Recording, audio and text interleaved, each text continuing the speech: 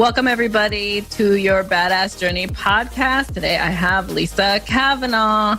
She is one of my oldest friends from working together a few years back, and it's so awesome to share her journey with you because I am so inspired with how she lives her life and has found alignment with figuring out what she loves and making sure she does it almost every single day. So welcome to the show, Lisa. Thank you. I'm so happy to be here. Thanks for having me. Oh my God, it's my pleasure. I would first love for you to share with our listeners where you're at today and how you actually got here, you know, and what you do in life, and also how you live your life, because it's a very unique one. Sure. I am physically in Buenos Aires, Argentina right now, in a room with a chalkboard and a hammock, which makes me very happy. I've been in Argentina for 3 months and I'm a digital nomad. So for the last 6 years, I have been bouncing around the world. Most recently, I split my time primarily between Mexico, California, Portugal, and then somewhere new. So it's kind of like quarter by quarter and then a new place. And this year it was Argentina. So that's where I am physically. And how did I get to be here? I don't know. I think I grew up sort of nomadic. I moved around a lot as a kid. I grew up between Italy, Michigan, Texas, and Alaska. So I became very adaptable and used to being the new kid. And I think also wired for newness. Like I crave newness. I love strangers. I love new people. I'm like super curious. I like the opportunity to reinvent myself and sort of have a clean slate. And I then went to school and studied computer science and was a developer for many years and moved into leadership where I was at formerly Ask Jeeves, where our paths crossed. Yeah. And was there for 12 years, which was like crazy for folks these days to get their heads around. But as you well know, it was a lot of companies with a lot of different phases. And in 2013, I was CTO, I was running product, and I decided it was time for a break. And my husband and I sold our cars and rented our house and grabbed backpacks. And we don't have kids, so it made it easier. And took a year off and backpacked around the world. And it was a lifelong dream that we'd kind of been postponing year after year. We met and sort of promised we would travel like that. We met and fell in love traveling and promised we would do that every 4 years. And like, you know, how things happen. I had unfinished business and 12 years went by very quickly. And after that year of just really giving myself the space to do whatever I wanted, read books and travel and explore and go to, you know, just true freedom. The plan was to go back and like dust off the resume and like do it all over again. And at the end of that year, something had shifted in me and there wasn't no going back. Like I wanted to keep traveling. I wanted to keep living in foreign places and learning languages. But I also wanted to get back to like, you know, taking on, getting my hands dirty and like making an impact and challenging myself. And so when I asked myself, like what work was really important to me, I kept coming back to the work I had done with the coaches that I was fortunate enough to work with. And how meaningful that felt and how valuable that felt and how like sacred that felt. And so that was the work that drew me. And so I pivoted from being a tech leader to supporting tech leaders and started off really focusing on leadership and executive coaching. And that has since grown to include folks that also want to turn their life upside down and like take a totally different, non-traditional, you know, lifestyle route the way I am now. And so I get to sort of play in both worlds for the folks that want to challenge themselves to lead authentically from right where they are, and for the folks that want to take the lead in their life in a different way. And so now I work from various Wi-Fi hotspots around the world, supporting folks to take their version of that big leap. I think it's beautiful that not only did you have to kind of check yourself and figure out what is the lifestyle I want to lead, and then also figure out how can I align the impact I want to have and marry it, so I'm sure there were several iterations that then got you to the practice you have now. And also just knowing you in this constant continuous learning cycle, whether it's the new language, new technology, new fitness skill, because you're avid, as well as between your hikes and remind me, is it snowboarding or skiing that you do? Snowboarding, right? And then now you have surfing in the mix as well. And how, when you think about all the different ways you get excited about variety in your coaching practice, as you work with different leaders to help them kind of awaken into what's next, what are the methods that you use to assist them with that, from experience and or practice that you've learned? So I'm all about, I believe awareness and presence is like the key to any real shift, right? People can want to behave differently and sort of force themselves to act the way they want to, but until they have awareness of like why they're showing up the way they're showing up, you don't get real long, lasting shift. So, your question about variety is interesting. I haven't really thought about it that way. I think that I am, you're right. I'm an avid learner and I'm always like soaking up and reading and consuming, sort of the latest conversations around personal development and transformation and, neuroscience. And so I think that, with every book I read, I'm looking through the lens of who can this tool set apply to in terms of my clients, and how can I make this available? And what is this lens open up that maybe we haven't looked at before? So I'm constantly pulling those into my practice and and making those available to my clients. So I think, and I think, I think that, I believe that there are, there's not just one way to do something, obviously. There's not just one way to live our life. And I think a lot of people forget how much choice they have. Yeah. I think it's very easy to forget how much choice we have. And, people say to me, oh, it's so amazing that you're, living this like location independent life and you're so lucky. And I'm like, it's actually really easy. You just have to make a choice. Yeah. And yes, there are trade-offs and sacrifices, but anybody, there's just so many options, of how to design your life.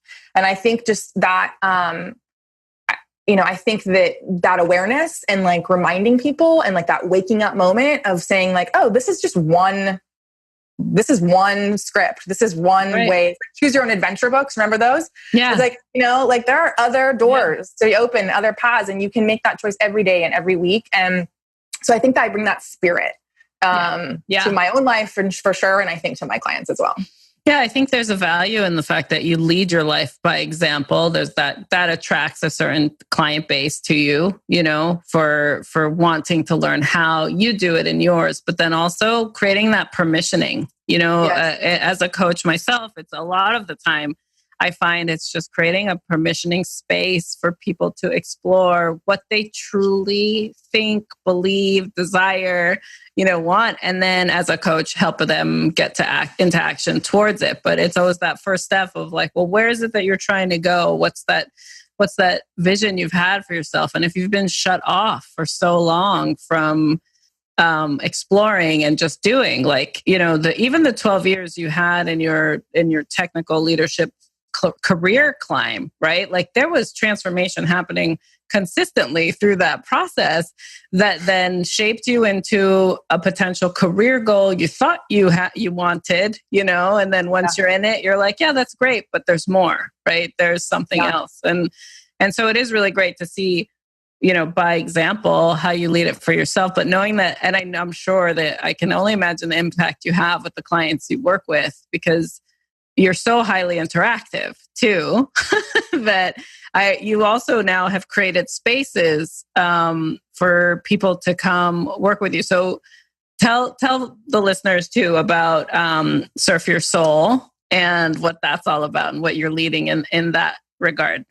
Yeah, that's my latest baby. So Surf Your Soul is a a 5-day retreat. The first one was just for women. So it's women. So at some point it won't be just for women, but for now, it's a 5-day, 4-night retreat in Sayulita, Mexico. And it's all about, it like brings together this two parts of my life that I'm so passionate about. It brings together the outdoors and Mexico and surfing and like the being outside your comfort zone in nature, right? And the waves, like everything becomes really real when you're paddling for a wave, right?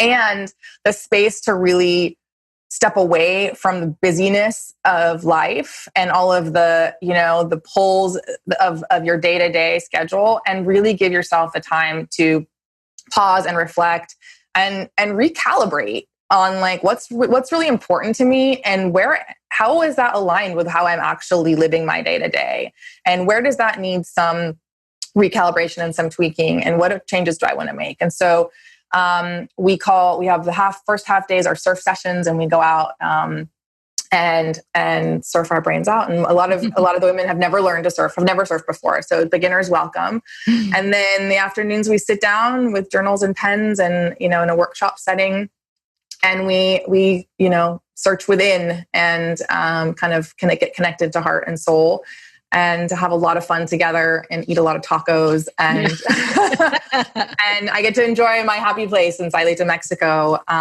with the folks that join. And so we're doing another one in May, and we're going to do one in April that is focused on women in tech, which I'm really excited about. Oh, that's amazing. Yeah. Like to get out of that workspace and just feel the waves. Like there's such an energetic, I don't even know, transformation that occurs when you're in that kind of current, and it doesn't even have to be like a crazy one, but then also to just, because for me, I've never tried it. So of course I'm going to have to come to one of your retreats and just put myself out there and get super uncomfortable I would have to wear a full on bodysuit. Because that would be the only way for me to like stay on a freaking board. But but truly, like I can already envision like how much that would shift me into a new space of thinking, because I've never tried it before. But also just that connection with water and the motion of controlling my body on top of water.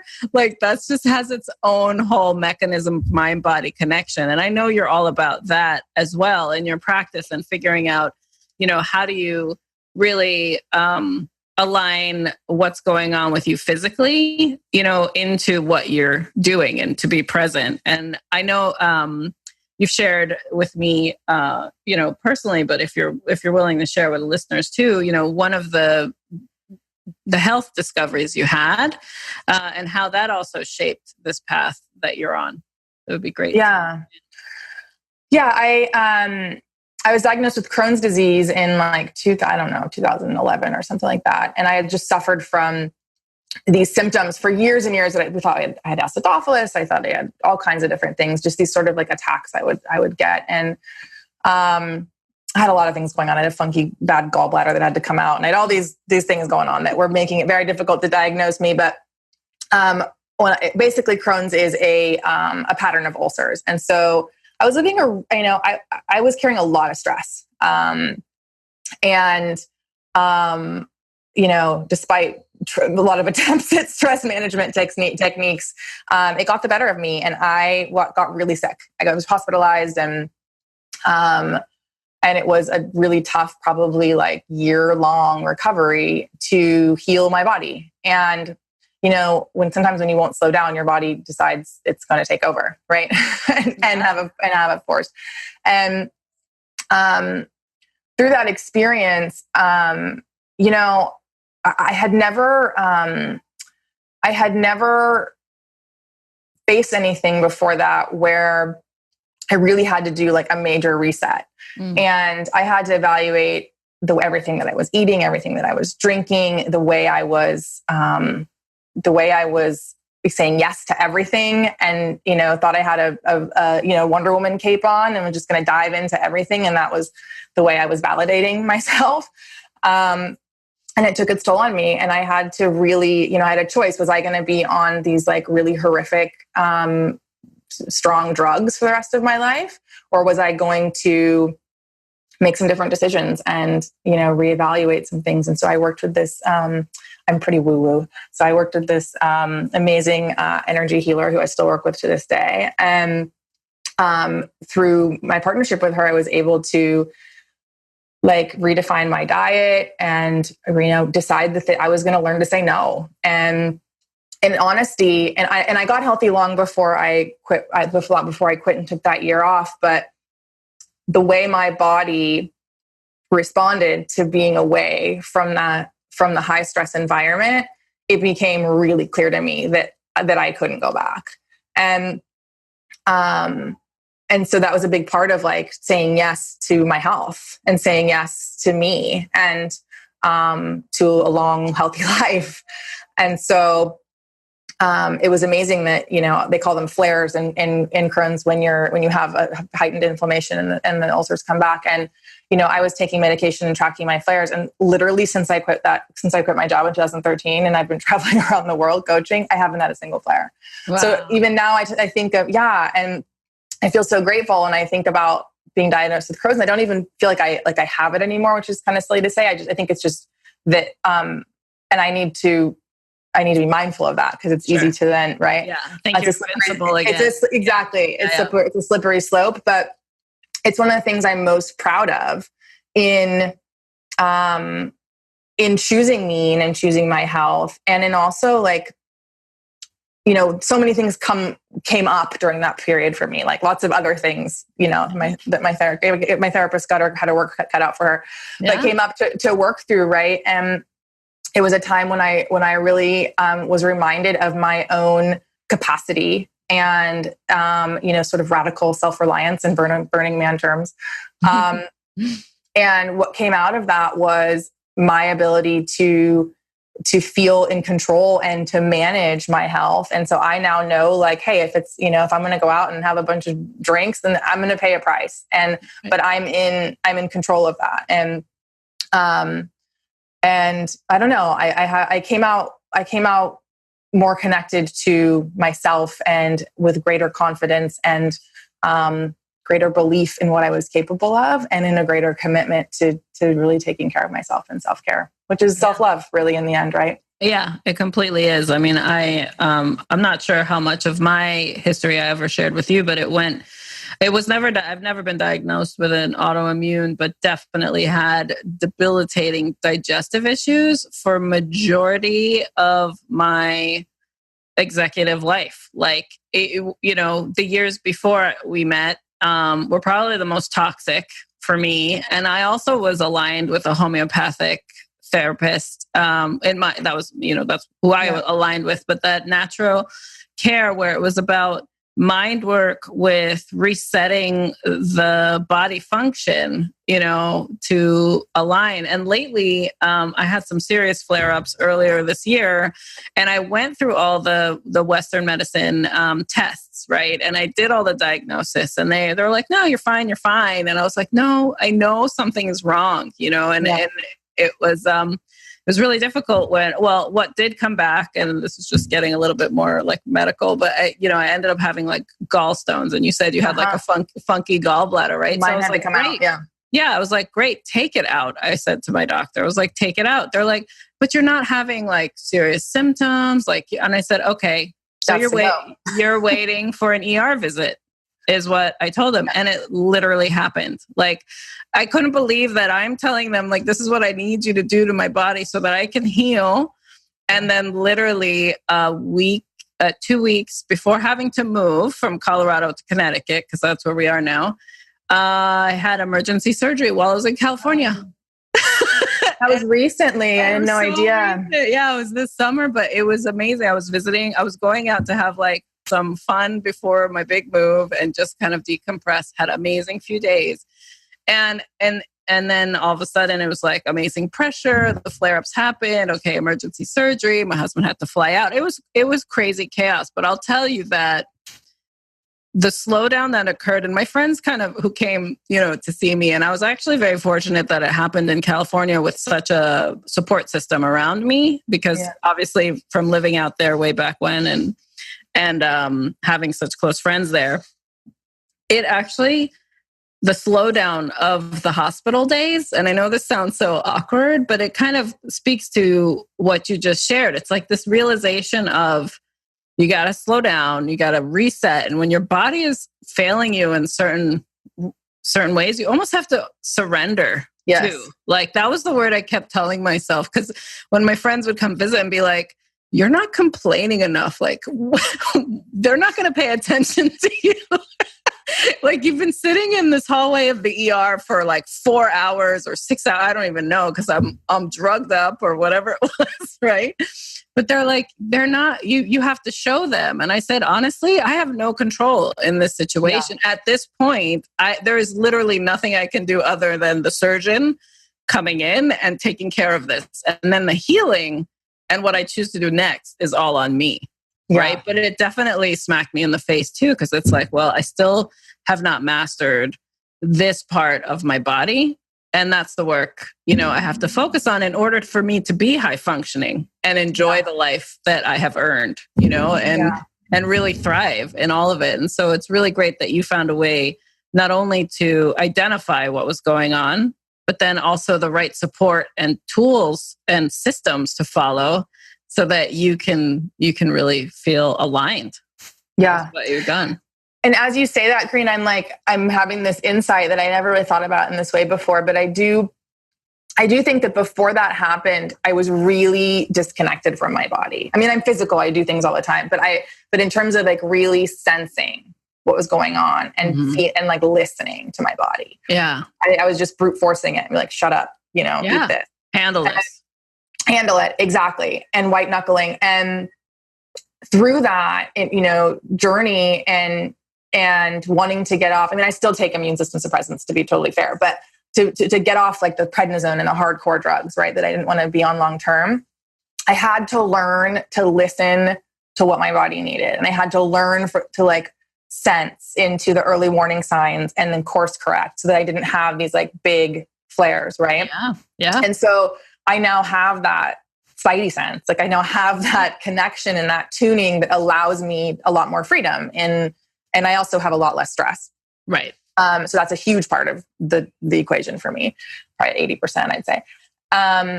But in my coaching work and in like, I think I was sharing with you, I've started to research like somatic coaching and getting more into the body. And the body is so wise and so powerful. And as a society, we're really disconnected from our bodies. Like we really we can't really sense everything that it's telling us. And so what I'm super excited about and what I've been geeking out about lately is how can we get more in tune to listen to our bodies and use our bodies to help guide us towards that fulfillment, towards that alignment, towards that resonance, because the signals are there and it's there when it's off, right? Like, and so, what you just highlighted for me was, I think that was the beginning of my listening and tuning in. Yeah. Yeah. Unfortunately, it does take sometimes for high performers, because that's what you are, a high achiever, high performer,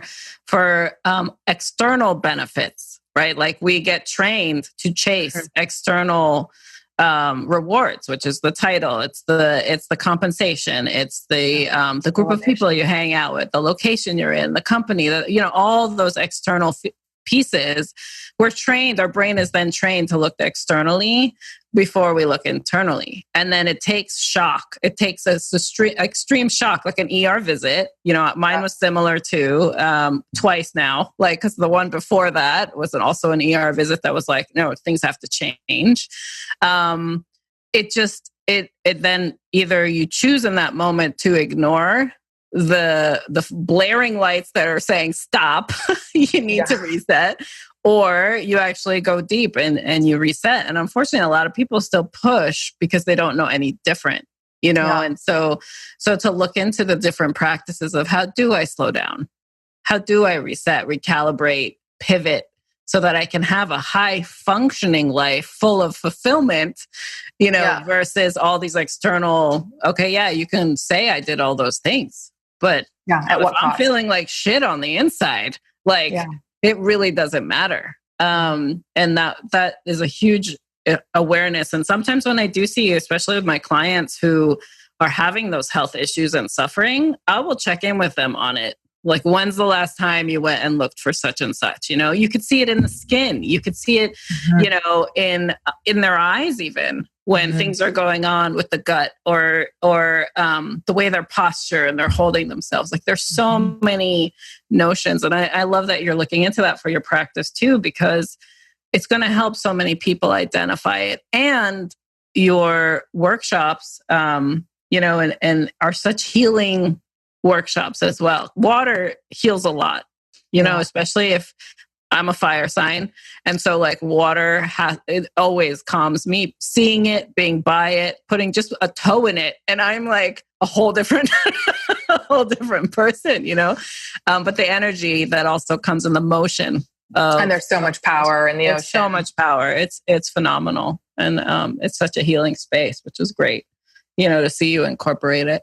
Yeah, it's super exciting. I'm really excited for this next year's batch of retreats and for all the women that will come together and what we'll create together. And yeah, I feel really honored and special to be able to bring that together.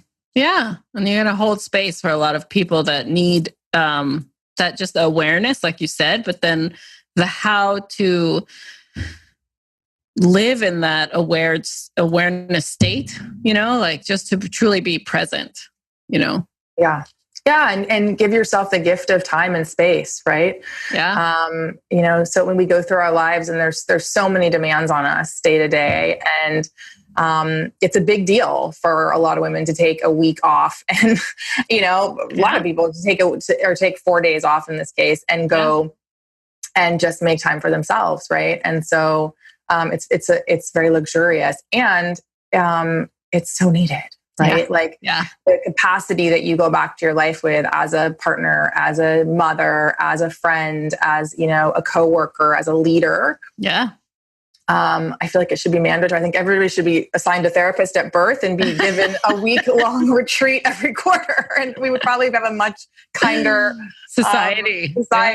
Yeah. I mean, it's true, because it allows us to be present and less, you know, like living in the facade of life. You know, it's like those things that you achieve and that you get. Yes, they check certain things off the list, right? But you don't die with them. You know, like you die with your memories. You die with this feeling of experience that just, you know, your eyes beam that you actually had that in your life. You know, and that ultimately is the goal, is to create those experiences so that all that hard work is worth it, and that you can go back recharged, you know? Absolutely. It's all about experiences. You know, I think that, you know, travel is a way to quickly shortcut to what you really need, long-term travel, I think. And I'm sure there are other ways, but it's to me, it's like the most like effective. And, you know, having taken that year where literally I had a carry-on backpack. And so I was like, oh, I'm going to wear my one pair of jeans again today. Right. But before that, what I thought I needed in terms of like my fancy car and my fancy house and my closet full of blah, blah, blah. Like by the end of that year, getting an apartment with a dishwasher was the most luxurious splurge I could have imagined. And I think that perspective reset, like, you know, you're asking about stepping stones of how I got to where I was now. Like, I never left thinking like, oh, I'm going to become a digital nomad and I'm going to coach and like work from around the world and live in all these exotic locations. It was, I'm going to take this 1 year. And at the end of that year, it was, how do we keep this going for another quarter? Okay.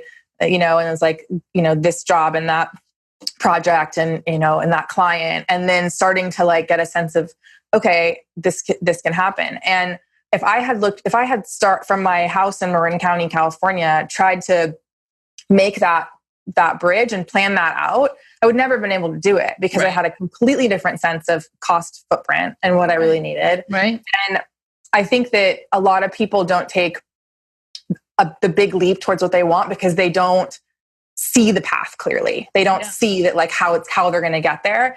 And I think that the big like missing link or the big like secret is that you never will. You know, you have to. I love this metaphor of like leaping and finding your wings on the way down. Yeah, and you really have to, because you know you get there and you see things differently, and you have different ingredients to work with, and you have different different values of learning and what's important to you. And it's that first step that opens up the next options of doors, and then the next step and the next step. And it's your journey. So it's not going to be a clear path that you see someone else doing, because it's your path. And that's what I get so excited about unlocking, like being a partner and unlocking that for my clients and for other people who, and you mentioned permission. It is about like, some people, like you barely have to, it's like you just barely say anything and they're like, oh, they got permission and they go, right? Yeah, it's like, exactly. They're just waiting for someone to like make it okay to give themselves permission for that. Yeah. And I don't know. That just feels like such a gift to be a part of that. I know, isn't it? It's so powerful. And you know what I love too is that you're not doing this alone. You have a husband, and both of you are like in this zone together. And I'm just curious, for a partnership, right? Like the level of communication you two must have for this much change and variety. But also, I mean, obviously there's like an innate soul-based desire you both have to live this way too. So how did you approach that with him and kind of get that alignment going after that first year together? Yeah, that's the thing I'm the most grateful for, because it turns out we shared the same dream that we didn't know we had. And I mean, we fell in love traveling. When we were dating for 6 months, he got laid off he was working at Excite. That's how long ago that was. And he got a severance package, and we traveled for 4 months through Central America, through Costa Rica and Panama. And so we fell in love on the road, and I think we're at our best, like map in hand. Yeah. But then we went back and we're, living in San Francisco and doing that for 12 years. And so then we took that year off. At the end of the year, I think when I knew in my gut I couldn't go back, I think my biggest fear was he was going to want to go back. And what was going to happen? Because I had a very, very like intense aversion. Like I was afraid to even, for a while, I wouldn't even fly to San Francisco. Sure. Because I was so afraid that we were going to get stuck there. Yeah. And so I had a deal that if we go home, we had an exit. I wouldn't go in without an exit ticket. And now I love going home, because now I have my feet like firmly in this life, and it doesn't feel like it can be taken away from me. But for those first couple of years, it was like, I don't know, is it a fluke? Like, is this sustainable? There was so much uncertainty. And so every year we have a little check-in in the beginning of the year. We have a ritual, and we sit down and we're like, all right, so what do you want this year? And we literally get like sticky notes out, and we brainstorm all the places that each of us is excited to go and how much we want to be home versus away. And we put a calendar up, and we look at seasonally, and we map it all out, and we like have like a loose plan, and we kind of like, you good? Are we still doing this? Yeah. We in it? All right, boom, high five. Yeah. Like, and now it's become so, now it's just as our life. Right. But yeah, I think that that alignment and communication and checking in. And the other thing that you didn't ask about, which is a big part of this, is we both work from home. Right. And our home is an Airbnb in wherever we are, or, whatever apartment we're renting. So we're also together a lot. Yeah. And I think that, as anyone in a relationship knows, like, humans are, like we need space, and we need to, like we aren't always at our best. Yeah. And so I think, finding ways for us to have our own experiences, and, when we're near surf, that's easy because he's just in the surf all the time. Right. But yeah, carving out alone time and finding ways to, be a good partner when you're always together, is an art as well. And so, yeah. Yeah, it's beautiful. It takes a skill, but it's also awareness on both your parts, right? To show up as who you truly are individually, and then how you combine the commonalities between you, but always make sure that there's like that strong communication between. Because, with my husband and I, part of our move back east, what I realized is I'm very nomadic myself. I have Bedouin blood. I love to travel, like I literally have a huge ass picture of a camel in my house because it just helps me relate to like my bloodline of things. And my husband though is very much grounded, needs a home. Like he needs that home base. He needs to feel like there's an ownership there. And that's his stance. But it took us time to figure out that major difference between us, and also allows me now to show up for him and say, okay, you want a home base? Then great. Let's pick the home base that is most connected to the people we love, family, etc., which was part of the reason why we moved back east. And I know for me that I will always have the ability to travel and get my fix. And he loves to travel too, don't get me wrong, but like the need for that home base creates certainty, for him. But for me, certainty is the fact that I can hop on a plane. Like it's, but knowing that about each other has absolutely, brought us closer and communicating about our needs when and not to separate us by any means, So it's great that you share that, because I think folks need to hear that too. It's like, as you become more self-aware of what your true desires are, sometimes that fear shows up. It's like, how do I communicate that to the people I love? Because it's going to change our method of being together, Yeah, this is another thing we need to manage around. Yeah. Really, the other thing you bring up is community and how important community is. And that's something that I have definitely felt throughout this journey. And I've been doing a bunch of research on digital nomads and people like me, and like what are the themes and pitfalls, and I'm fascinated by it. And community is a big theme. A community is a big part. It's like once it kind of like, you work it out of your system, all like, the novelty of it, and you settle in, that's the thing that people really miss and long for.